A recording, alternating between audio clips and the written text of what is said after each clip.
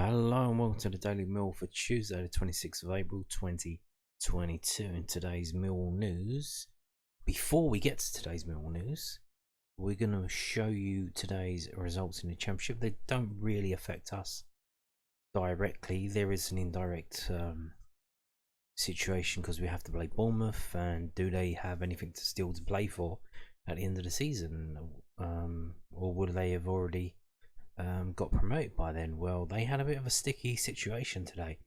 They were 3-0 down at Swansea, but they managed to pull it back to 3-3, scoring in the last minute of the game. This is from bbc.co.uk, by the way. And they probably needed that point because Nottingham Forest, who are chasing them, won 1-0 away at league leaders Fulham. So we'll show you how that leaves the table now. Nottingham Forest are 3 points behind Bournemouth with 3 games to play. Shit's getting real for Bournemouth now. So they might need to win that last day of the season as they play against us. Now, our situation may already be solved by then, by Sheffield United getting more than 2 points. But we will find out about that on Friday as they play QPR. But until then, we carry on. And let's move on to the Millwall news. So this is the first bit of Millwall news I'm going to bring you today. This is from news@den.co.uk. Millwall sellout allocation at Bournemouth on last day, as Peterborough also close to a sellout. Millwall sold out their allocation for their last Championship game of the season against AFC Bournemouth at the Vitality Stadium on Saturday week. More than 1,000 Lions fans have snapped up tickets in hope their side still have a chance of the playoffs on the last day. Millwall are 3 points off Sheffield United and 6 ahead of their fixture against Peterborough United at the Den this Saturday. That game is also close to a sellout. The Lions dropped from 7th to 8th on goal difference after Blackburn Rovers won 4-1 at Preston North End on Monday night. And there's a tweet from Millwall, and that is that's the story from News@Den. So as we've heard, the Peterborough game is close to selling out, which is, there's a lot more tickets to sell for the Peterborough game than there is for the Bournemouth game. Bournemouth game is an away game. I think they only gave us like 1,400 tickets, something like that. So selling out the Den would be more impressive especially against a team like Peterborough United. Obviously, it is the last game of the season, and a lot of people would want to be there. Last home game of the season, and the voting for Player of the Year closes before that. But I think it was done and dusted that it's going to be Murray Wallace. But if you still want to vote. So this is from millfc.co.uk. Peterborough United ticket update.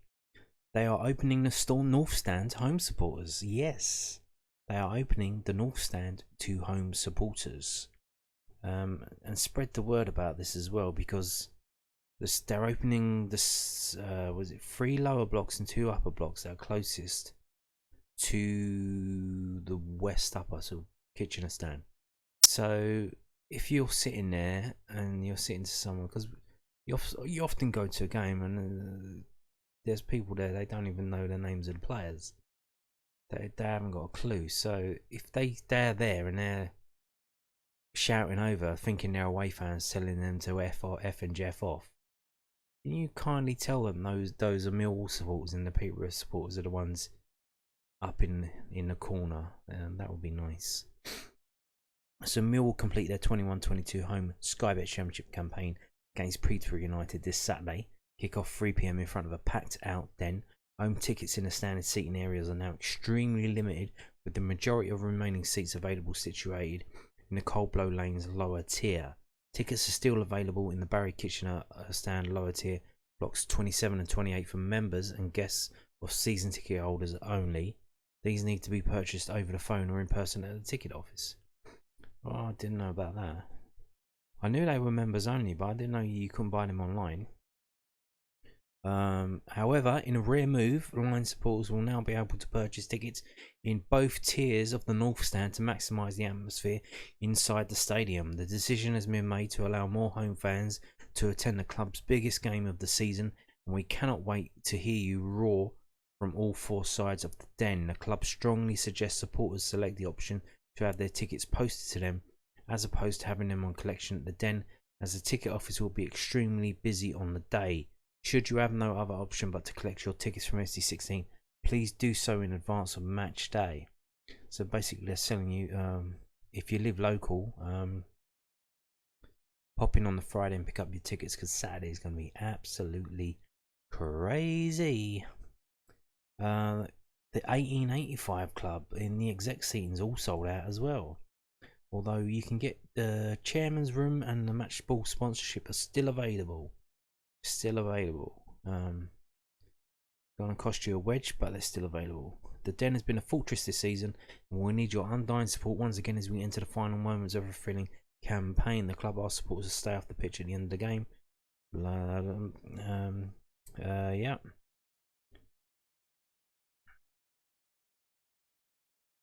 Okay. Yep. So basically, yeah.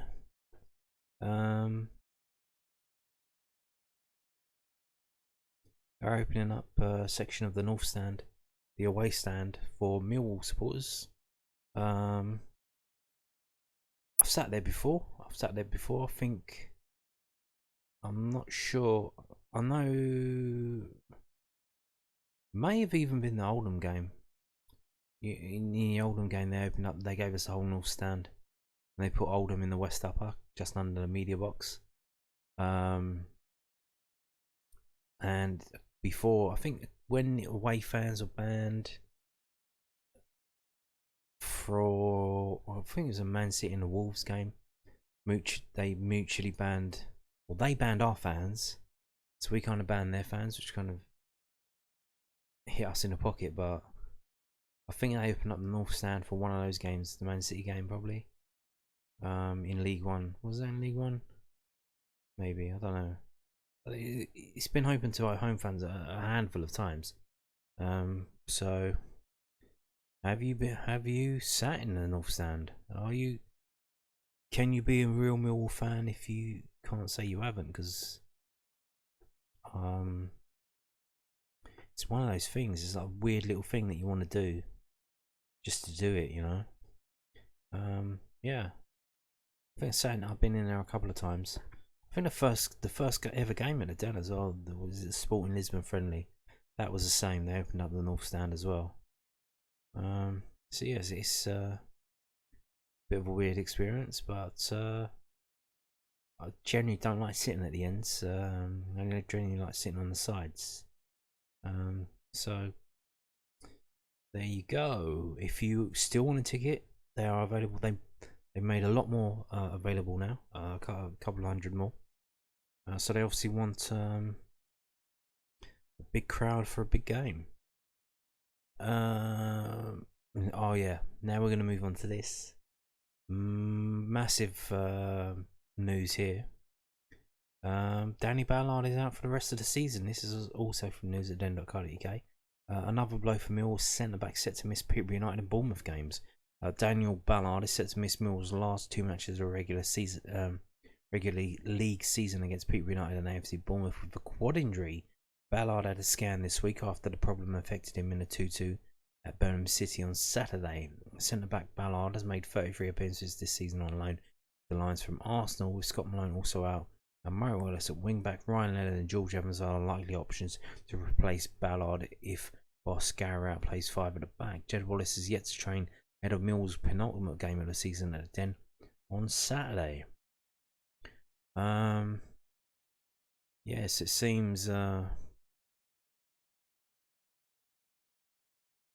well, he didn't come off from the Birmingham game, eh? So if he was having a problem, why didn't he tell anyone and come off?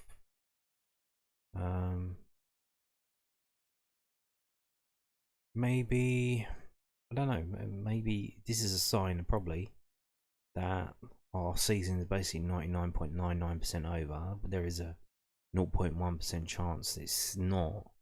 So he's probably thinking, well, that's it. I've got a little bit of a niggling injury. Might as well call it a day and sort myself out, ready to go for next season wherever he's going to be playing, whether that's Arsenal or probably another Premier League team. Probably somewhere like Crystal Palace or Wolves or something like that. I don't know. But yeah, could be a blessing in disguise for us as well, because I think obviously we let in that silly goal at Birmingham, and I think that's because the side was unbalanced, because Hutch likes to play on the right and Jake Cooper in the middle, Murray Wallace on the left. Well, if you've got Ballard's seemingly they have to play him on the right, so that's moved Hutch in the middle and Cooper on the left, and everyone's at 6 and 7. So you imagine Hutch can go out to the right centre back if they play 3 at the back. But then will Cooper still be in the middle? Don't know. Maybe George Evans will be in the middle. Who knows? But yeah, we'll see how we go. So another injury, and out for the rest of the season. So I told you yesterday about the under-23s playing today, and I found out the game was going to be live on YouTube at 7 PM. So I watched the game. It's a fantastic performance from Millwall. Pretty good defensive display. They did well going forward at times. They played Abdul Malik up front on his own, and he's not really the best at holding the ball up. He did the best that he could, but when others came up to support him, that's when things kind of worked out. I mean, some really good performances from the players there. Jayden Davis, who scored the goal. It finished 1-1, by the way. Yeah, Jayden Davis scored the goal. Beats up Top Lodge, Penny, Sean O'Brien and the Grant. A couple of wicked free kicks that they've obviously been working on. Just narrowly going wide. Very well drilled, well organised, and pretty good performances though. So there you have it. It's quite. Now we'll see at this stage of the season. I imagine the players have been told whether they'll be kept on or not. And Jayden Davis, when he scored, didn't really celebrate that much. So maybe he's been told that he'll be leaving at the end of the season. I don't know. But yeah, let's get into this. This is from millfc.co.uk. Under 23s earn point at Bramall Lane. Kevin Nugent's side hold the champions. Millwall under 23s earned a credible 1-1 draw with Sheffield United at Bramall Lane on Tuesday night. The Lions took the lead against the Blades, already crowned Professional Development League Northern Section champions, through Jayden Davis in the first half, but were pegged back 10 minutes from time as the hosts equalised. Kevin Nugent's side had chances to extend their lead at 1-0 up, most notably through Carmel Grant, but the defender flashed 2 headers from Sean O'Brien set pieces just wide of the post. Next up for Mill's under 23s is a home game with Colchester United this Friday afternoon, which is at the training ground, and I don't think it's going to be a recast. But yeah, and just a word about that goal. If you want, you can go on YouTube and watch this. Find out when our goal was around the 35th minute mark, and I don't know when their goal was like 75th minute or something like that. Yeah, the guy was dribbling through the thing, dribbling towards our area, and managed to get a shot away, and people are jumping in, diving.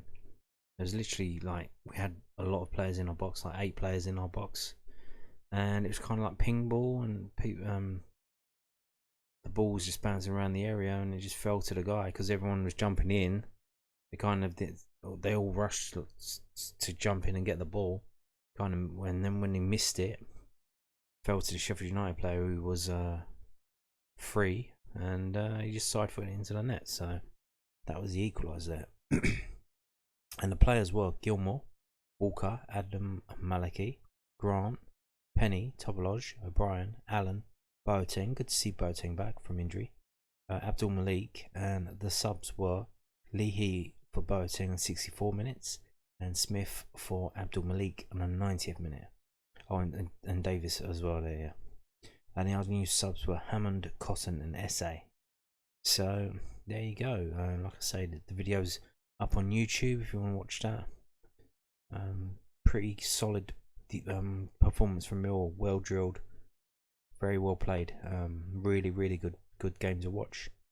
Moving on to the comment from the manager after the game. So they're not hanging about. Normally they do this the day after the game. Does that mean they've got something planned for tomorrow? I don't know. Maybe they're busy tomorrow and they can't do all this tomorrow. And Nugent on Sheffield Point, read from the boss. Kevin Nugent summarised Mill's under-23s professional development league draw with Sheffield United at Bramall Lane on Tuesday night when speaking to millfc.co.uk. Jayden Davis gave the Lions a first half lead, but the Blades levelled 10 minutes from time, leaving Millwall to rue missed chances to double their advantage. They're a very good side, Nugent told millfc.co.uk. They're well drilled and have lots of good players. They've won their league and have been beaten twice all season. We had to step up to be solid and not get beaten, and I thought we were just that, defending well from front to back. We got our goal early on and had another couple of opportunities from set pieces, so it's disappointing that we conceded what we consider a poor goal for the equaliser. We were poor in possession, but they do get a bit of luck and a ricochet as well. We're disappointed with that, but it was a good performance and a good point. Nana Boateng made a first appearance after an injury in a run of 3 matches in 7 days to finish the professional development league season. It was good to get Nana back. It was his first game for a while and he's got 60 minutes, the manager added. Indeed. Good to see Nana back. And it was a good performance all round. Well done, everyone. And yeah, so they got a game on Friday and then they end the season with a game on Tuesday. Is it the 5th or the 7th of May? I'm not too sure. But that is at the Den. It's scheduled to be at the Den against Peterborough United, I believe.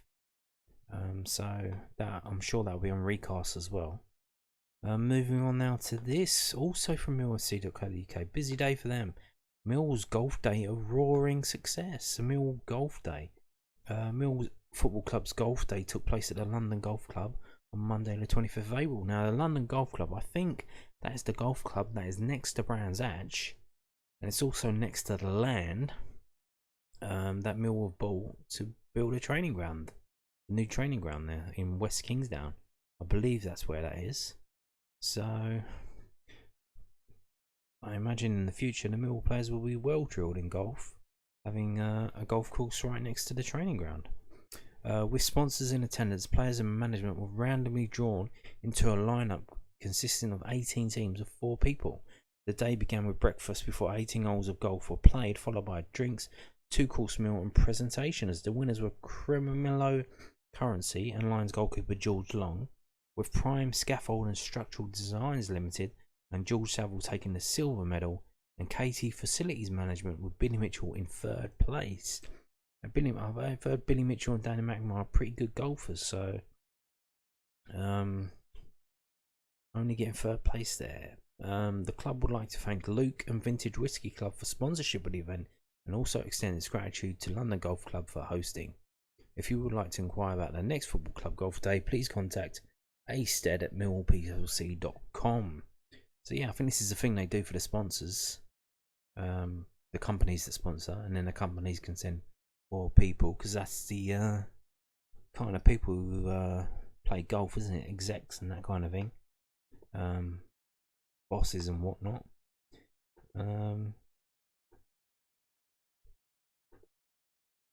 There you go. That doesn't look.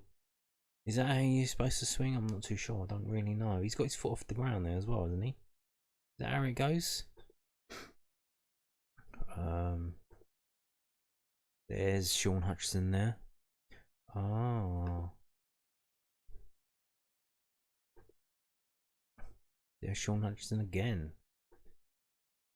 They got any more of any more? Tom Bradshaw there. Tom Bradshaw. Oh, and you can see, look at his leg. You can see the it looks like is that the scar from his knee injury? Knee surgery there. There's Billy Mitchell there, probably carrying the team single-handedly. That looks like he's just missed that part. Has he missed it? Don't know.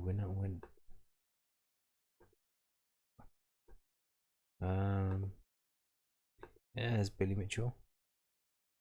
There's Gary Rowett himself, the man himself. Doing a bit of golf as well as running. George Long there. The winner, he won it.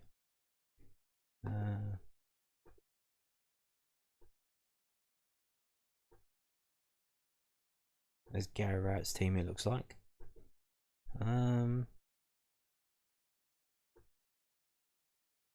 Yeah. Interesting stuff there.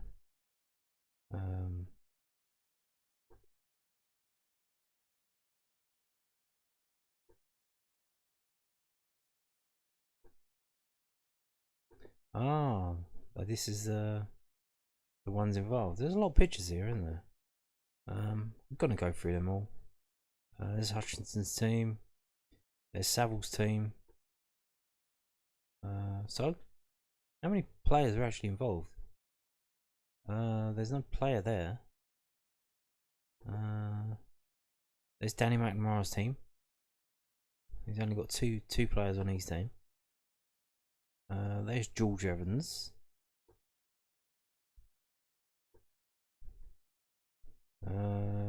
There's no players there, and that's it. So I wonder how many players are actually involved. I imagine they don't want players who can actually play golf, because you don't want any players like it's not like they don't want anyone up there who's going to show themselves up. Like they're going to have, like hit the ball so many times. You want someone who's competent. So who did we see? We see Hutch, George Evans, George Long, Danny McNamara, Billy Mitchell, Gary Rowett, and that was it, wasn't it? Not many Millwall players involved there. Interesting stuff. I wonder, maybe in the future when we have the training ground next to the golf club here, maybe more players will take it up. I don't know. It's an acquired taste, isn't it? It's not every player wants to do that kind of thing. So we saw Danny Mac there, and I brought you a story yesterday about a young fan writing to Danny, giving him 20 quid to give to a charity of his choice. Well, Danny McNamara put out a tweet saying, "Can anyone get me in touch with this kid?" And here we go. This is the result. The kid was invited to training ground, it looks like, and have a little meet and greet with Danny McNamara. So that's nice. And here they are. Little Benji, who donated his money to Danny McNamara, who gave it to cancer research charity, I believe. Here he is here at the training ground, having a kickabout with Danny McNamara. So isn't that nice? Yeah. So that's what happened there. Nice ending to a nice story. And on that note, thank you for watching, and goodbye.